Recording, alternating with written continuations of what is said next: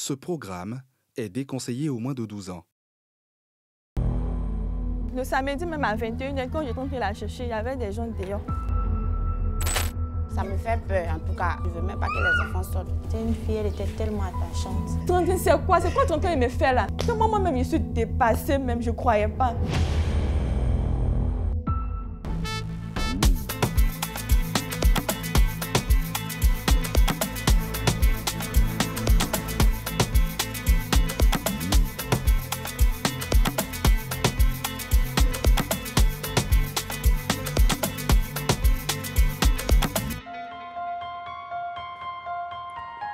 Respectueuse, travailleuse avec son air candide d'une enfant de 11 ans, Sandrine était un joyau pour sa famille. Le divorce de ses parents n'a pas enlevé à cet enfant la joie de vivre, mais a réussi à perturber ses études. C'est d'ailleurs à cause de ses études qu'elle a quitté sa petite ville d'Agny-Bellecro pour se retrouver dans la capitale à Abidjan, chez sa tante. La mission de cette dernière a mené Sandrine à passer avec brio son examen de CEPE. Une mission qu'elle n'a pas pu accomplir puisqu'au soir du samedi 3 juin 2023, Sandrine a disparu. La jeune enfant n'est pas revenue de la célébration d'un anniversaire auquel elle aurait assisté. La fillette a été retrouvée morte dans un autre quartier à plus de 5 km de son lieu d'habitation. Comment a-t-elle pu se retrouver à cet endroit? A-t-elle été kidnappée? On vous raconte cette histoire tragique ce soir dans ce numéro de Focus Faits divers.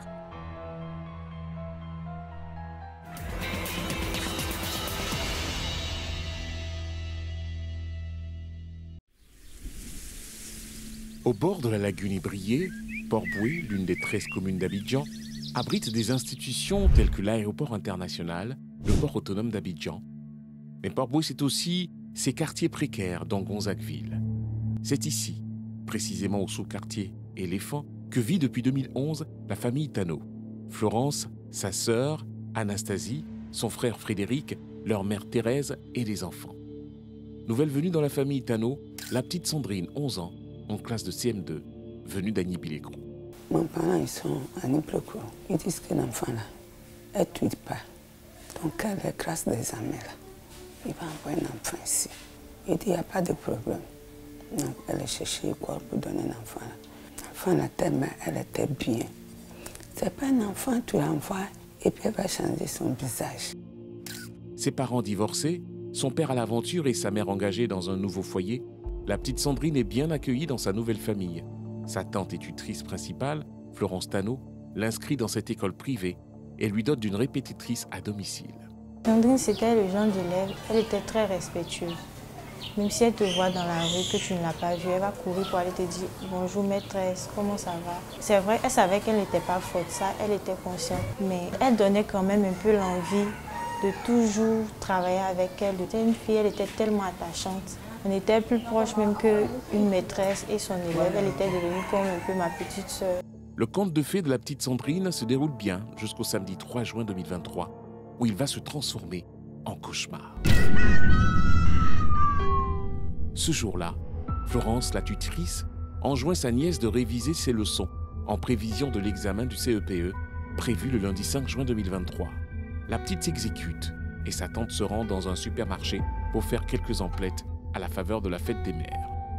Mais aux environs de 17h, Sandrine souhaite se rendre, comme ses cousins de la maisonnée, à un anniversaire qui se tient dans le quartier. Ma grosse et ses enfants qui étaient déjà à l'anniversaire. Donc elle a dû de partir au retour, de prendre les enfants pour venir. C'est comme ça que la petite est partie dans la chambre, elle s'est changée. Elle a apporté sa robe de Noël et elle a apporté ses chaussures. Quand elle partait, ma grosse lui a dit « Mais passe pas ici parce qu'une autre voie, quand il pleut, on ne peut pas passer. » Mais elle lui a dit de passer dans l'eau pour partir. Et ce jour-là, la petite a dit non, qu'elle ne veut pas marcher dans l'eau. Qu'elle va passer derrière par le terrain pour sortir au lieu d'anniversaire. Mais lorsque les enfants reviennent de l'anniversaire à 18h30, Anastasie, la sœur aînée de Florence, constate que Sandrine manque à l'appel. Elle dit, mais où est Sandrine? Elle m'a dit qu'elle partait à l'anniversaire. Les enfants m'ont dit, Tanti, Sandrine n'est pas venue à l'anniversaire, on n'a pas vu Sandrine là-bas. Lorsqu'elle regagne le domicile familial à 20h30, Florence remarque qu'il est vide. Pour elle, toute la maisonnée est à la messe du samedi soir. Que nenni. De retour des recherches, sa sœur, Anastasie, débarque à la maison et lui annonce la disparition de sa protégée. Affolées, les deux femmes se rendent illico presto sur les lieux de l'anniversaire avec la photo de la petite Sandrine. Elles suivent le chemin emprunté par Sandrine. Le quartier habité. Le samedi même à 21h, quand je comptais la chercher, il y avait des gens dehors. Il y avait des gens dehors. Même ici, même, il y avait des dames dehors. Elles étaient assises. Après l'anniversaire, sa maman est venue demander ici. Puisque moi-même, je ne la connais pas. Bon, on ne l'a pas vu venir ici aussi. Florence Tano comprend rapidement qu'un drame se joue sous ses yeux. La petite Sandrine, qui ne connaît que 3 chemins, celui de la maison, de son école et de l'église, ne peut pas se retrouver à milieu de ces endroits. Elle est donc certainement perdue. Avec son frère Frédéric, Florence organise les recherches, non sans signaler au préalable la disparition de la petite fille au commissariat de police du 24e arrondissement. Après des recherches infructueuses, jusqu'à 1h du matin, Florence et son frère Frédéric regagnent la maison, désespérés. S'ensuit pour eux une longue nuit blanche, la plus longue de leur vie. Dimanche 4 juin 2023, Florence Tano se rend, malgré elle, à son lieu de travail, quand soudain, elle reçoit un coup de fil du commissariat du 24e arrondissement. Il dit, bon, hier on a fait une déclaration. Il dit oui. Il dit, on a retrouvé un corps à Mobibois, Carrefour Jeannot. Mais on ne sait pas si c'est elle. Décrivez au moins son habit. Florence Tano décrit la tenue de sa nièce. L'agent de police ne lui dit pas si elles correspondent avec celle du cadavre, mais lui demande de le rejoindre au lieu indiqué. Terrifiée, elle appelle son frère Frédéric et les deux mettent le cap sur Mobibois, Carrefour Jeannot. Cette habitante du quartier se souvient des faits. Ça a tellement plu à la veille, là, il a tonné, en tout cas le ciel a beaucoup grondé. Donc je me suis levée le matin à 6h, puis il dit, ah, je vois dehors, si je peux passer par là à l'église, parce que de toute façon il a plu là. Il y avait l'eau dans ma cour, tout ça, donc j'ai ouvert le portail, et puis j'ai jeté un coup d'œil dehors, j'ai vu des gens, et puis il dit, ah mais l'eau est remplie ici. Quand j'ai jeté encore plus coup d'œil, encore loin, je vois, il y a un corps qui est couché dans l'eau là. Et puis il y avait déjà du monde entourer le corps là. C'était une petite fille. Exténuée par la recherche du lieu du crime, Florence et Frédéric tombent finalement sur une foule de badauds. Au milieu, le corps sans vie d'une fillette, recouvert d'un pagne. Apeurée, Florence marque un arrêt, tandis que son frère, plus courageux, avance. Il y a un jeune qui est venu dire que lui, il y a sa nièce qui a disparu depuis vendredi. Elle, on est à la recherche, donc on ne la voit pas. Donc il est venu aussi pour voir le corps. C'est ainsi qu'elle a tué le père. Il dit, mais c'est Sandrine. Moi, il dit, mais c'est Sandrine. C'est Sandrine, la voici. La voici. Elle a sa photo dans son portable là.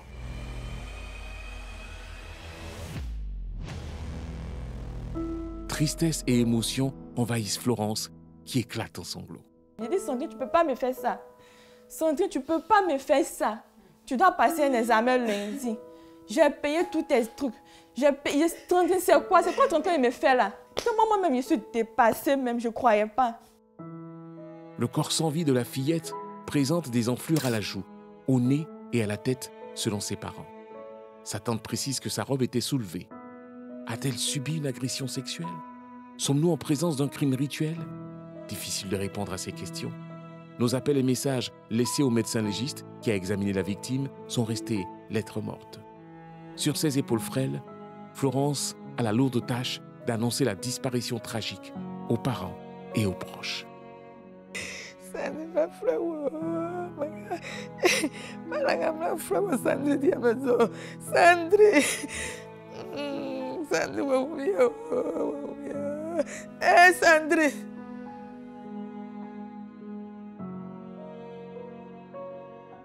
À Mobibois, Carrefour Jeannot, lieu de découverte du cadavre de la petite Sandrine, les riverains observent la loi de l'omerta.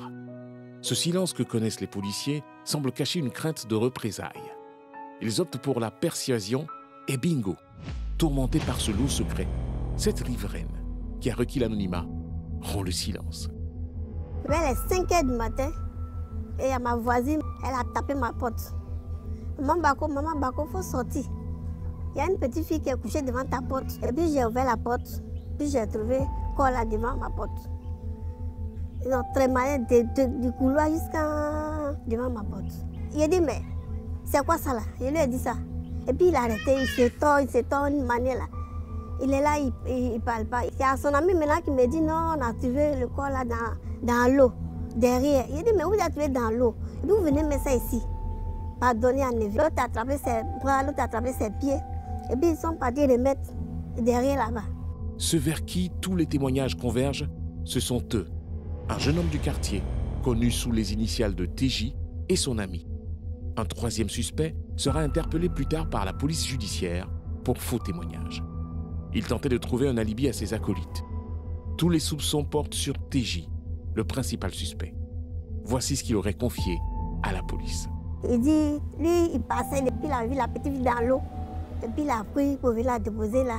Lui, il cherchait ses coups. Donc il allait au maquis là-bas. Il allait chercher ses amis pour venir voir la petite. C'est quand il était quitté là-bas avec son ami maintenant, il a trouvé les deux devant ma porte. Hélas, la réputation de TJ dans le quartier ne plaide nullement en sa faveur. TJ est-il victime de sa mauvaise réputation d'escroc opérant sur Internet? Pourquoi son ami et lui n'ont-ils pas simplement alerté la police suite à la découverte du corps sans vie de cette gamine? Sont-ils les auteurs de cette barbarie? Comment cette gamine s'est-elle retrouvée à plus de 5 km de sa maison familiale? A-t-elle été trompée par une personne à qui elle avait confiance? Il y a des personnes qui sont envoyées par ces agents. Et des fois, ils travaillent même en réseau pour enlever des enfants. C'est des personnes connues qui ont la confiance de l'enfant. Plusieurs le font pour l'autorité, aussi pour la richesse, pour la gloire, pour la domination, pour le contrôle de masse. C'est pas pour rien, vous allez voir que lorsqu'il y a des événements qui doivent venir, d'élections ou autres, beaucoup d'enfants disparaissent. Ou dans certains pays, lorsqu'ils doivent aller jouer la canne, les esprits des féticheurs demandent des sacrifices humains, et pas n'importe lesquels, des enfants. L'angoisse monte inexorablement, d'autant qu'une autre disparition a été signalée dans le quartier Mobibois Carrefour Jeannot lorsque nous terminions cette enquête. Ça me fait peur, en tout cas. Donc, raison pour laquelle je ne veux même pas que les enfants sortent. Voyez, ces individus-là, ils se promènent. Je peux dire qu'ils sont parmi nous, mais on ne les connaît pas. Alors que les suspects n'ont pas encore levé toutes les interrogations autour de leurs actes, la petite Sandrine est inhumée le 17 juin 2023, au nouveau cimetière de Grand-Bassam. Quant à Florence, la marraine de Sandrine, elle n'a toujours pas fait son deuil. C'est jusqu'à présent, mais je me sens très mal. La nuit, mais je ne peux pas dormir. À chaque fois que je rentre de la maison, je me rappelle de toutes les scènes. Puisqu'elle s'assoit ici pour étudier, elle dort ici. C'est très difficile, très très difficile.